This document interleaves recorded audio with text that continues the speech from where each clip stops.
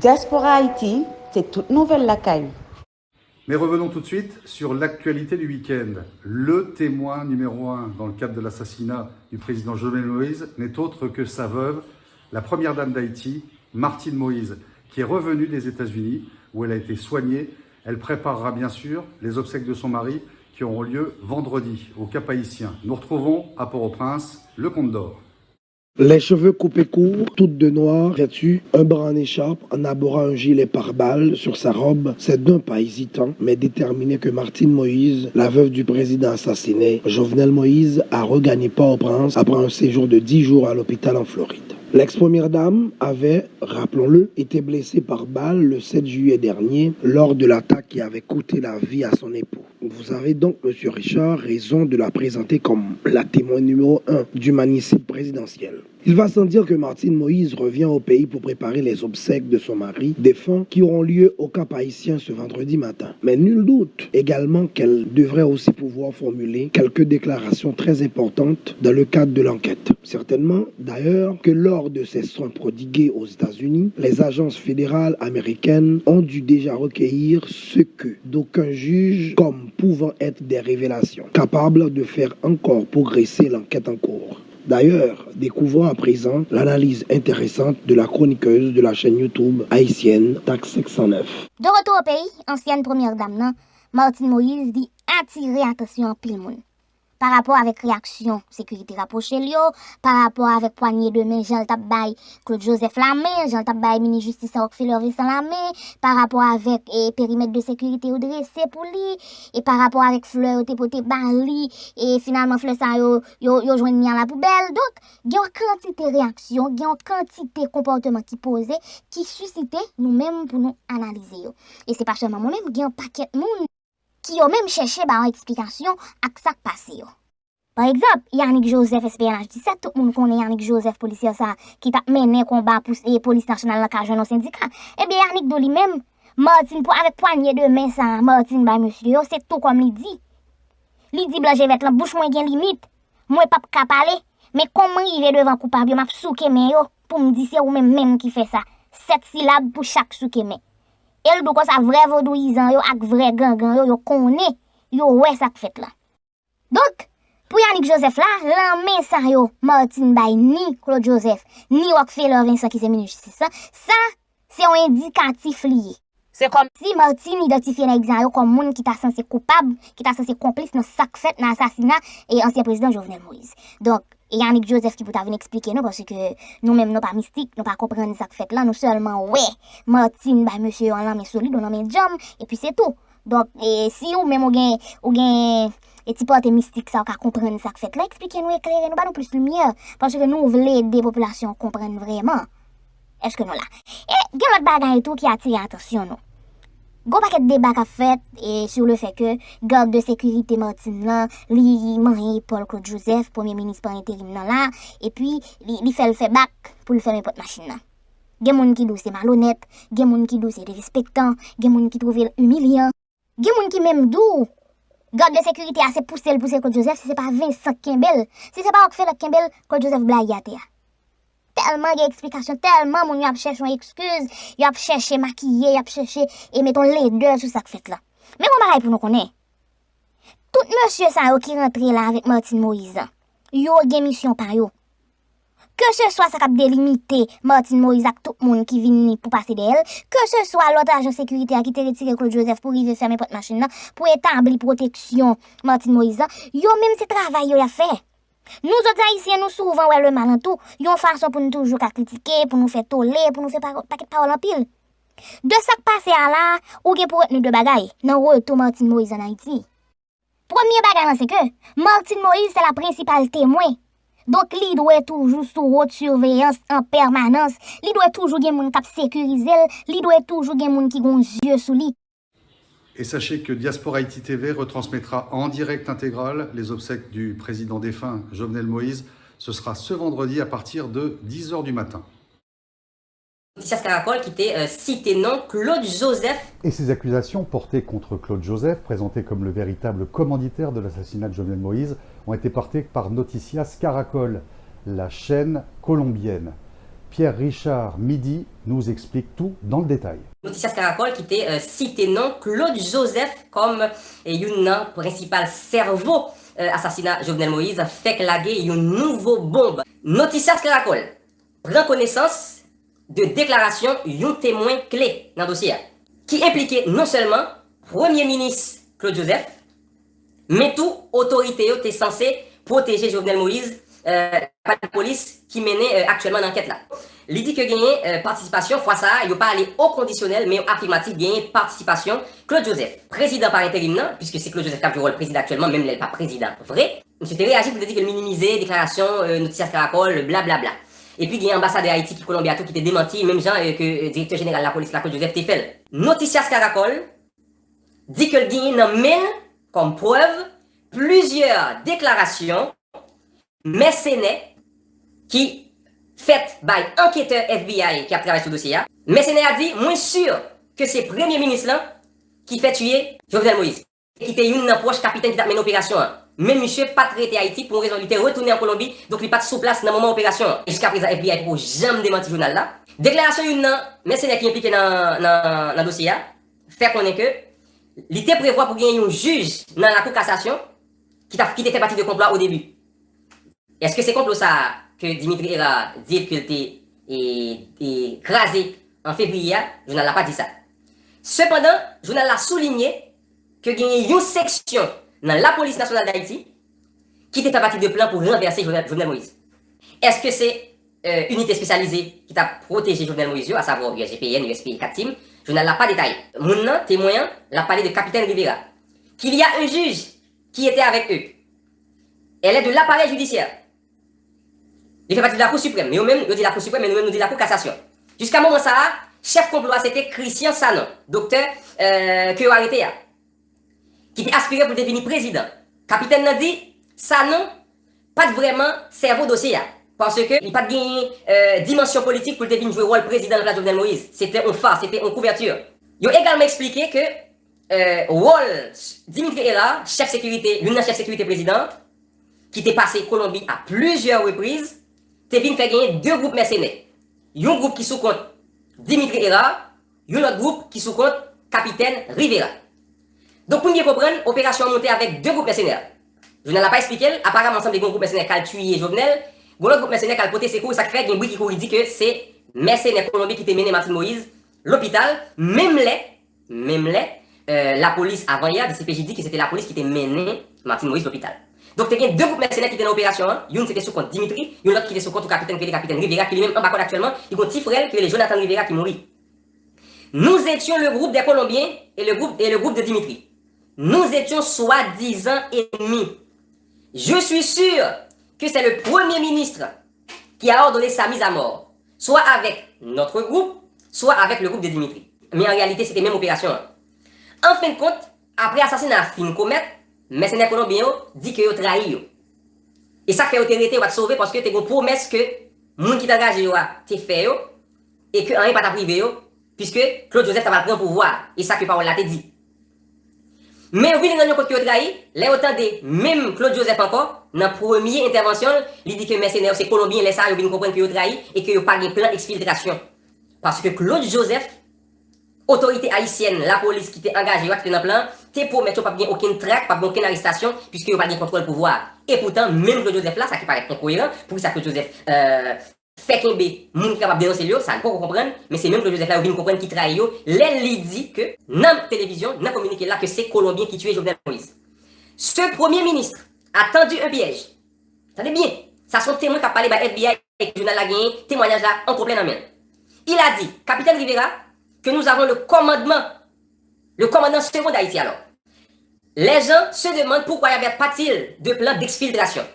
Vous n'avez même pas besoin de faire parce que le ministre va vous protéger. Pendant 3 derniers jours, là, le groupe dit pendant que Joseph a choisi Ariel Henry pour venir Premier ministre, alors qu'au début, États-Unis étaient dit que c'est Claude Joseph. Donc, je a fait comprendre que c'est parce que FBI, États-Unis, il y a une preuve dans le que Claude Joseph comploté, qui a assassiné, qui va l'autre pour tuer Jovenel Moïse, qui donc aurait touché sous eux. Je vais descendre un petit crasse plus bas. Pour moi, dire nous dans le rôle de la police maintenant. Parmi les témoignages que nous-mêmes nous gagnons, que l'autorité haïtienne gagne, que FBI gagne, selon ça, le journal l'a dit, il y a des aveux compromettants que mercenaires ont fait, qui affirmait que il y a une protection de la police, la collaboration de la police dans le complot depuis le début. C'est pourquoi la police a aidé CTU, compagnie, côté réunion qui faite Miami, nous sommes en réunion novembre, nous n'avons pas de lui. C'est la police qui t'a aidé CTU, embauché mercenaires, donc on imagine pas du tout de Léon Charles avec Dimitri Ra, mais ne pas nommer non, car il y avait des policiers qui n'étaient pas d'accord avec le président. Donc Jovenel Moïse, c'est un pile ennemi dans la police qui n'est pas d'accord avec lui, donc OET et groupe policier ça a été impliqué de A à Z dans préparer complot ça pour assassiner Jovenel Moïse. Les premiers mercenaires colombiens, arrivés 2 mois avant l'assassinat, ont avoué avoir reçu l'aide des autorités diplomatiques et policières haïtiennes. Nous n'allons pas connaître ça Jovenel prend là. Nous n'allons pas comprendre ça Haïti prend là. J'ai été prise en charge par Ashkar. Ashkar, c'est un monde qui fait partie de la compagnie CTU. Et nous ne sommes pas entrés comme des touristes normaux, mais par les voies diplomatiques. Monsieur passe dans le salon diplomatique pour rentrer en Haïti pour venir tuer Jovenel. Avec complicité, tout système l'État. Coup d'État, l'État fait contre Jovenel Moïse, son régime, ses partenaires, ses amis. M'a dit le début. Ashkar est arrivé avec la police, avec des forces spéciales. Ces forces spéciales qui ont accueilli mercenaires pour les apporter en Haïti 2 mois de cela. Diplomate ça, que nous fait référence à Joseph Ashkar Pierre, je t'ai cité déjà, qui ont un avis de recherche qui lance derrière lui. Monsieur fonctionnaire dans le consulat d'Haïti, qui est à Montréal au Canada. PHTK Pirate, parce que PHTK par exemple mettait aucun monde qui n'est pas PHTK comme consul, comme ambassadeur dans un consulat à l'étranger. Monsieur son consul qui travaille dans le consulat général Haïti, qui est Montréal, Canada. Dans l'autre épisode, selon même déclaration, la police récupère quelques mercenaires dans l'aéroport. La police, mes amis, la police d'Haïti. Léon Charles, m'a dit ça longtemps, me dit Léon Charles était dans la code. Alors que c'est lui qui a mené l'enquête là. La police installée mercenaires dans l'hôtel. Quand le matin descend, même quand tu descend. Tout pour l'ambassade d'Allemagne, dans Pétionville, côté que ambassadeur ça, diplomate ça qui sont haïtiens, qui travaillent dans le consulat Haïti à Montréal, c'est la descente, c'est la mercenaire descend, c'est la police qui a mené. Nous sommes partis dans 2 fourgons transportés par des policiers et sommes arrivés à l'hôtel. Nous avons été reçus par un homme aux cheveux gris et une femme à l'hôtel. J'ai réussi à observer des camions de l'ONU, des fonctionnaires de l'ONU. J'ai des gens comme des Russes, des Allemands. Ashkar me dit que l'hôtel est pour les diplomates, pour les personnes importantes. Une personne qui récupère le aéroport, c'était capitaine Germain Rivera, qui était dans ce place lui-même. Une dans cerveau opération. Dans l'avion, que l'autorité haïtienne lui assuré que c'était des policiers qui étaient avec nous. Mais ils portaient des vêtements civils. Nous étions 4 parce que nous sommes partis dans 2 véhicules. Mon frère m'a dit ils sont de la police, ils sont 6 mots. Ce sont des forces spéciales de la police. Maintenant ça, Jovenel prend, Jovenel tellement pas de cabaye non sécurité, la police a comploté contre lui, tout chef dans le pouvoir a comploté contre lui, il n'a pas jamais contre rien. Selon les aveux des Colombiens, pour aller au magasin acheter des boissons gazeuses, ils étaient protégés par la police. Pour cette raison, certains des mercenaires considèrent qu'ils ont été trahis après le meurtre de Jovenel Moïse. Ils ont trahi. Sinon, t'as comment plus le monde peut comment pour n'a pas tuer un président, mais fait impliquer de toute façon dans un complot comme ça, peut arrêter là pour pas sauver. Je t'ai garanti qu'il n'y aurait pas privé. Youn n'a fait référence à la mort du sergent Capador, Youn n'a meneur coup d'État, prétendument aux mains de la police. Il m'a dit, capitaine Rivera, que Capador était blessé, vivant mais pas mort. Et ça qui était dit. Il leur a dit de partir parce que je n'en peux plus. Il est resté dans cette maison et la police a dû entrer le tuer. Parce que c'était un cerveau de tuer pour le pas parler. Opération faite pour tuer mercenaires, c'était tuer homme Cléo, nous qui te connaissons plus bagaille, heureusement qu'on pas là-dedans qui va mourir et couler ou livrer, tête chaud, puis on pas mourir de résistance. La méfiance à l'égard de la police haïtienne pour leur éventuelle participation au complot a conduit même le FBI à décider de ne pas partager toutes les informations de l'enquête avec la police haïtienne. Point final. Même FBI tellement rendu compte que la police Haïti font un complot, ils ont décidé de ne pas partager information, ils ont pris l'information avec la police d'Haïti pour protéger l'enquête là. Et à Port-au-Prince, l'enquête continue. 3 nouvelles arrestations ont eu lieu ce mardi. Vous nous les détaillez, le Compte d'Or. 2 policiers, Bonnie Grégoire et Clifford Hippolyte, et un certain Dominique Covin, présentés par le chef de la police, Léon Charles, comme étant régulièrement présents à toutes les réunions de planification relatives à l'assassinat du président de la République haïtienne. dans la résidence de Reynaldo Covington, sur qui la police avait déjà mis la main il y a une semaine environ. Mais il n'y a pas que cela. La police a également fait des perquisitions de résidences. Au total, 13 résidences, dont 2 appartenant à l'ancien sénateur John Joel Joseph, 3 à Félix Joseph Badio, 1 à Reynaldo Covington et 1 à Rudolph Jarre. Tous activement recherchés par la police. Une série de perquisitions qui, selon Léon Charles, a conduit à la saisie de 45 fusils, 14 pistolets, des centaines de cartouches de tout calibre, un drone, 3 grenades et des gilets pare-balles. Toujours est-il que la police haïtienne continue de courir après les présumés cerveaux de l'assassinat de Jovenel Moïse. Sur une liste plus longue, Léon Charles confirme avoir retracé l'ancien ambassadeur, Ashkar Joseph Pierre, qui était chargé de faciliter le passage des assaillants dans les ports et aéroports. Celui-ci s'est vite réfugié aux États-Unis. La PNH a déjà sollicité la collaboration des autorités américaines en vue de sa capture, a fait savoir Léon Charles. Dans la même veine, le travail pour identifier ceux qui ont financé l'assassinat reste ardu. Sans avoir décliné leur identité, le numéro 1 de la PNH relève que 3 ressortissants étrangers vivant aux États-Unis ont participé dans le financement du crime. D'ailleurs, Noticias Caracol a indiqué depuis 4 jours que le montant total des sommes dédiées à cet assassinat était de 30 millions de dollars américains. Rien de cela. Quant à leurs informations sourcées du FBI concernant l'implication à un haut sommet supposé de ce complot de Claude Joseph que nous évoquions tout à l'heure, elles n'ont jamais été démenties, qui ne dit mot consent. Un manicide présidentiel doublé d'une crise institutionnelle. Plus de président en Haïti, mais 2 premiers ministres et finalement Claude Joseph se retire. C'est ainsi que le Bureau intégré des Nations Unies en Haïti semble lâcher le Premier ministre par intérim Claude Joseph, qu'il soutenait jusqu'alors. Dans un communiqué publié samedi, le Bureau des Nations Unies a indiqué que le core groupe, composé entre autres des ambassadeurs d'Allemagne, de France et des États-Unis, demande à Ariel Henry, l'autre Premier ministre, désigné par Jovenel Moïse avant sa mort, de former un gouvernement. Selon certains médias haïtiens, Claude Joseph, qui prétendait être le Premier ministre par intérim d'Haïti, aurait accepté de se retirer en faveur de son rival. Claude Joseph avait précédemment affirmé qu'Ariel Henry, nommé Premier ministre par Jovenel Moïse 2 jours avant l'assassinat, n'avait pas encore prêté serment et n'avait pas le droit d'agir en tant que chef par intérim. Joseph, qui était le ministre des Affaires étrangères du président assassiné, avait également été Premier ministre par intérim avant que Jovenel Moïse ne nomme Ariel Henry. Il en avait profité pour estimer être le chef légitime d'Haïti, après l'assassinat. Alors même que de graves accusations ont été portées contre lui par la presse colombienne, à 4 jours d'intervalle. C'est cet homme, Ariel Henry, qui prend désormais la tête du gouvernement haïtien. Il remplacera Claude Joseph, qui lui se retire. Il occupait jusqu'ici la fonction de Premier ministre par intérim, depuis l'assassinat du président Jovenel Moïse le 7 juillet dernier. Car Ariel Henry avait été nommé chef du gouvernement par le président lui-même à la veille de sa mort. Il aura donc la charge de former un nouveau gouvernement dès mardi. Interrogé sur France 24, le ministre des Affaires électorales indique que c'est l'aboutissement du projet initié par le président assassiné et que le processus électoral est en marche. C'était le vœu du président de la République avant sa mort que Ariel Henry et le docteur Ariel Henry puissent former son gouvernement. Nous croyons qu'il est important qu'avant la fin de cette année, qu'il faut qu'il y ait des élections comme le voulait le président de la République pour qu'une équipe qui a le mandat de la population puisse prendre les rênes et diriger le pays. Et c'est ainsi que ce mardi, Ariel Henry a donc été installé comme nouveau Premier ministre d'Haïti. Le Condor, vous nous présentez son cabinet de ministres. Excellence, sortant, le père Claude Joseph, mesdames et messieurs, les membres du gouvernement démissionnaire, mesdames et messieurs, les membres du gouvernement entrant.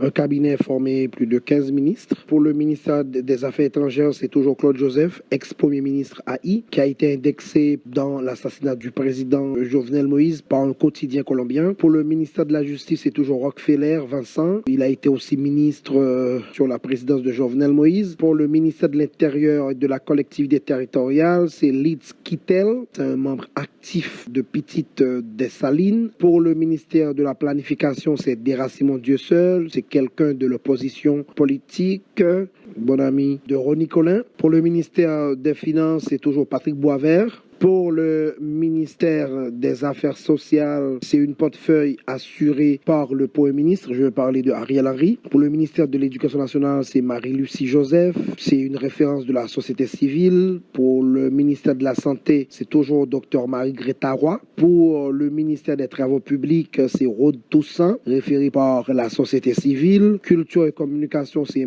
Jean-Emmanuel Cadet. Ministère du Commerce, c'est un ancien cadre du ministère qui est devenu ministre. Je vais parler de M. Ricaden Saint-Jean. Environnement, c'est Jeune Cadet. Pour le ministère des Sports, c'est Pietrick Justin. C'est quelqu'un qui est proche de Petite Dessalines et de Senatus. Défense, c'est M. Enol Joseph.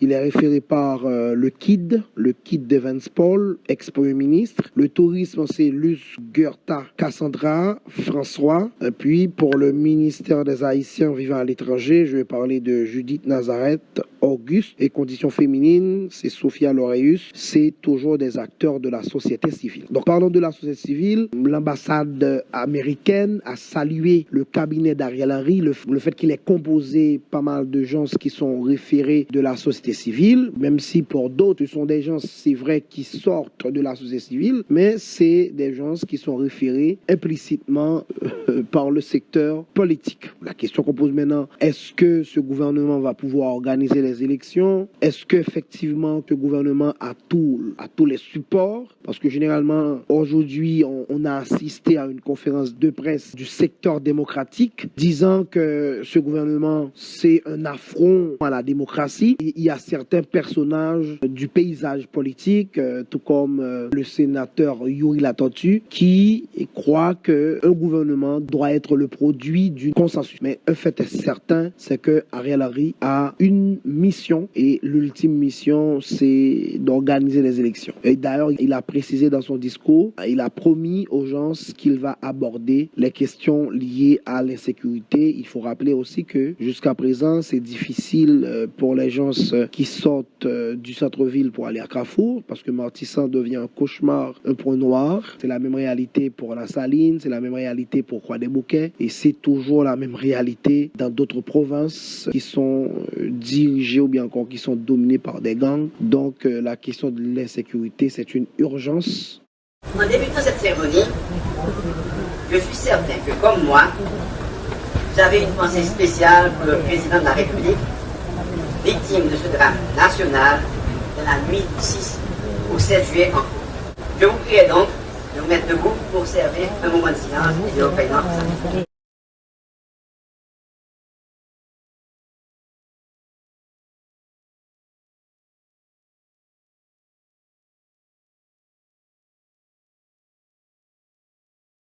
Au cours des nombreuses conversations que j'ai eues avec le président avant ma nomination au poste de Premier ministre, il m'avait clairement fait comprendre qu'il n'était pas satisfait de ce qui se passait dans notre pays et qu'il avait un rêve pour Haïti et pour le peuple haïtien. C'est un devoir pour moi d'en parler publiquement. Il voulait que les relations entre nos compatriotes changent et deviennent plus harmonieuses. Pour lui, il était impératif de satisfaire les besoins essentiels de la population et de consolider les bases de notre démocratie malade. Malheureusement, il a été lâchement assassiné. Et une fois de plus, nous condamnons avec la dernière rigueur ce crime inqualifiable qui laisse dans le deuil sa femme, ses enfants, sa famille et la République tout entière. Je présente à tous mes sincères condoléances et je souhaite à la Première Dame, Mme Martine Moïse, un prompt rétablissement. Cela fait bien longtemps que dans notre pays, personne n'avait osé attenter à la vie du président de la République. Ceux qui ont renoué avec cette pratique barbare devront payer de leur force. Oui, tous les coupables, auteurs et commanditaires devront être identifiés et traduits devant la justice haïtienne. Et je souhaite que des peines exemplaires et dissuasives soient prononcées. La nation n'attend pas moins de ses dirigeants. Plus jamais, nous ne devons vivre un tel drame. Je remercie les nations sœurs qui nous apportent leur solidarité et leurs expertises dans la conduite des enquêtes et la recherche de la vérité. Je ne pense pas que son Excellence Jovenel Moïse m'ait choisi parce qu'il avait vu en moi un surhomme capable de faire des miracles de tout régler d'un coup de baguette magique. Mais je crois plutôt qu'il avait vu en moi le démocrate convaincu, l'homme de dialogue et d'ouverture, capable de rassurer et d'interagir avec les différents secteurs de la vie nationale. C'est donc avec beaucoup d'humilité, sans prétention, mais avec beaucoup de détermination que j'ai accepté cette mission. Le pays a traversé une situation malouque, dans tous sens. Dans le mauvais passage, et on bagaille tout le monde d'accord sur lui. Quitte ces présidents, quitte ces gouvernements parlant, partis politiques, groupements, religion catholique, religion protestante, paysans, groupement paysan, monde qui dans le business, gros business, petit business, organisation qui défend droit monde, association professionnelle, barreau avocat, association syndicat, association étudiant, même communauté internationale. Tout le monde reconnaît que la solution crise là, c'est haïtien même, ouais, haïtien, communication, responsabilité publique ensemble. Nous sortir dans ça. Cette solution haïtienne doit impliquer tous les Haïtiens sans excuse. Aujourd'hui, nous ne pouvons pas prétendre trouver des solutions conduisant à des changements durables en posant l'exclusion comme préalable. C'est pourquoi, comme je l'ai exprimé dans mon adresse à la nation, dans les jours qui viennent, je vais recommencer mes rencontres avec les représentants des forces vives de la nation en vue de construire un consensus suffisant autour d'un accord politique. En ce moment si particulier, je ne peux pas m'empêcher de penser à un vieux sage avec qui j'ai eu le privilège de parcourir un long chemin. Je veux parler de Serge. Il n'avait de cesse de répéter que la route du changement et de la transformation de notre pays passe par l'adhésion de tous les secteurs à un pacte de gouvernement. Je fais référence également à un ami, au docteur Tunel DLP, pour sa détermination à la réalisation de Chita Tandé national d'une conférence nationale. Ce genre de pacte n'est pas un accord entre amis, mais plutôt une entente entre des compétiteurs qui sont conscients que leur querelle interminable ne mène à rien et que leur intérêt et ceux de notre pays exigent une solution de compromis, un changement de paradigme, une rupture. Cela ne peut se trouver que dans le cadre d'un dialogue franc et sincère entre tous, privilégiant le parler vrai. C'est dans un contexte de polarisation extrême et de difficulté pour les différents secteurs de la société haïtienne à se parler que nous devons trouver et mettre en œuvre une solution durable à la crise politique à laquelle nous sommes confrontés. Face à la situation inédite que nous traversons, des propositions de toutes sortes fusent de toutes parts. Tous les secteurs pensent avoir raison de leur prise de position. Mais personne, aucun des protagonistes, ne veut prétendre déposer sa solution. Même les pires ennemis, même ceux qui se font la guerre, finissent toujours par se parler pour mettre un terme à leur compte. Je suis d'une école qui croit dans le dialogue comme moyen privilégié de règlement des différents conflits et surtout en matière politique. Toute question qu'à discuter, sans baigner et baigner sans cacher l'ombre. En étant démocratie, élection avec état de droit, pas négociable. Pas mettre en tête nous, n'a résoudre tout problème payard dans un petit bout de temps, nous gagnons devant nous. Mais avec collaboration démocrate, nous avons créé les conditions pour réaliser les bons gens d'élection dans notre pays. Pour raison ça, il faut que nous rétablissions confiance, rétablir l'autorité de l'État dans tous les 4 coins du pays. Et puis empêcher les agglomérats de continuer d'échapper petit peu. Il est indispensable que les citoyennes et les citoyens fassent de nouveau confiance à notre système judiciaire. Il est également important de mener une lutte sans merci contre la corruption, la contrebande et les trafics illicites en tout genre, et de revenir à un fonctionnement normal des institutions démocratiques.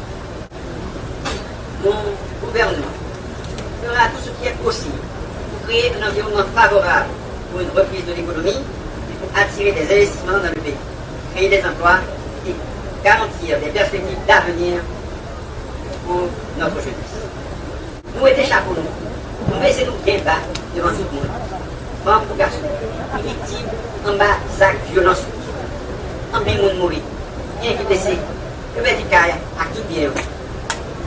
Que piller commerciaux, machine de boulet. Puis le monde c'est obligé de côté à vivre là avec tête sagée du Salacor. L'une de mes tâches prioritaires sera de redonner à la population l'assurance que nous mettons tout en œuvre pour rétablir l'ordre et la sécurité. C'est l'un des dossiers principaux auxquels le président de la République voulait que je m'attaque, car il avait bien compris que c'était un passage obligé si nous voulions réussir sur notre sujet de préoccupation et de l'organisation d'élections crédibles, honnêtes, transparentes et inclusives. Publiquement et solennellement, je m'engage aujourd'hui à m'acquitter de cette noble mission.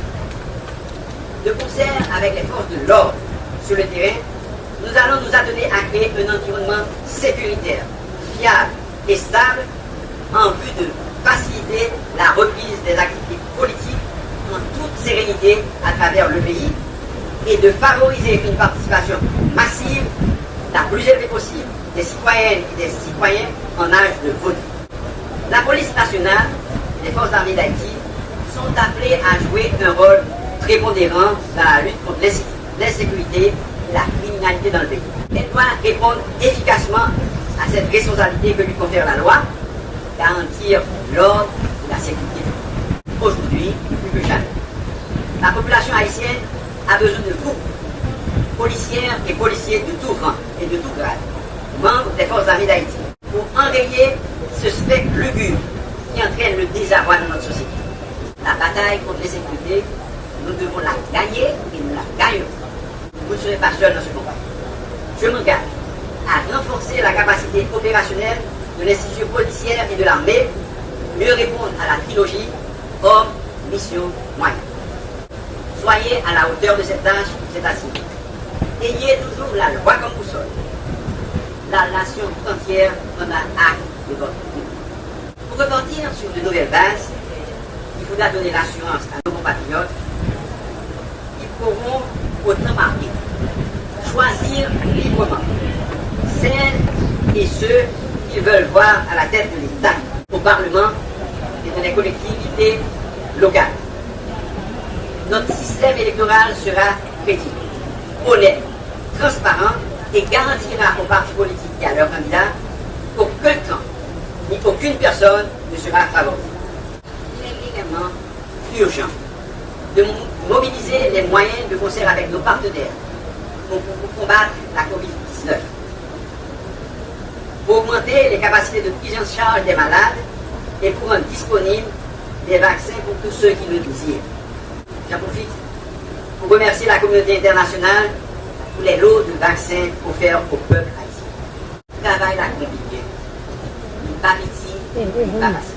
Mais, moi, compter sur le monde gagné pour le pays, nous tous à la bonne bataille. Nous faisons job là. Nous voulons faire, nous qu'à faire, nous allons faire. Le gouvernement connaît mauvais la vie établi dans le pays. Paysans, rien, pas capable de travailler la terre encore. Maman, papa petit, pas capable de payer l'école, il faut que mon pays apprenne en bas la misère. Moi, pas plus. Pour ça, nous allons faire presser. Pour tout ça, nous sommes capables de nous soulager la situation à l'Oupsa pendant un nouveau gouvernement qui a sorti l'élection pour freiner le problème de l'État. J'ai le privilège de connaître beaucoup d'acteurs du monde politique et de la société civile.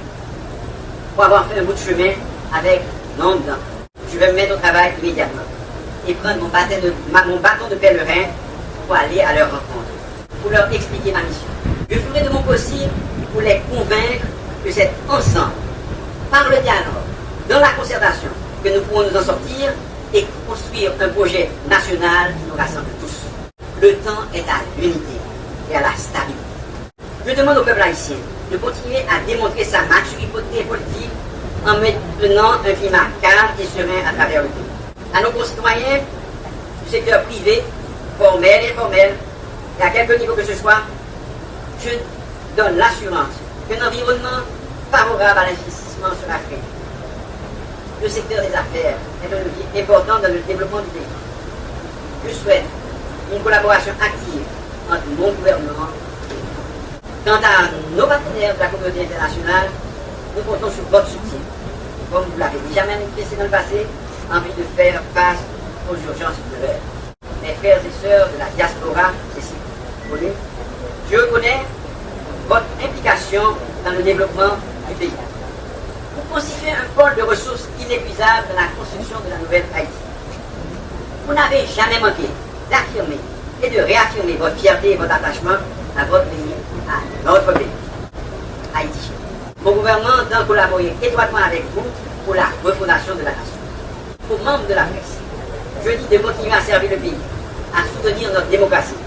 Je compte sur votre professionnalisme. Vous êtes des partenaires incontournables. En terminant, je veux saluer les membres du gouvernement sortant qui ont servi notre pays dans des circonstances particulières. Votre contribution sera appréciée par vos compatriotes à sa juste valeur. Je voudrais aussi remercier le président du Sénat qui a fait montre d'un esprit d'abnégation et de dévouement à son pays pour nous aider tout au long de cette crise. À vous, membres du gouvernement consensuel et inclusif, que j'ai l'honneur de présider, je dis merci d'avoir accepté à servir notre pays. La tâche qui vous attend est complexe et difficile.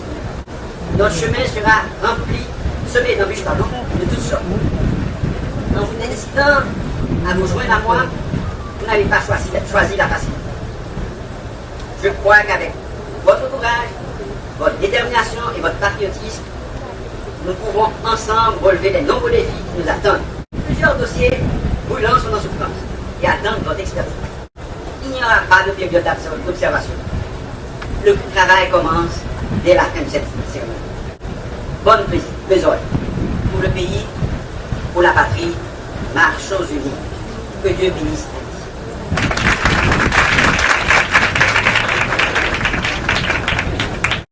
C'est des autres qu'à Métélode. Enfin, malheureusement, ce proverbe ne fonctionne pas vraiment en Haïti. Naoué, prochaine fois. Diaspora Haïti, c'est toute nouvelle la caille.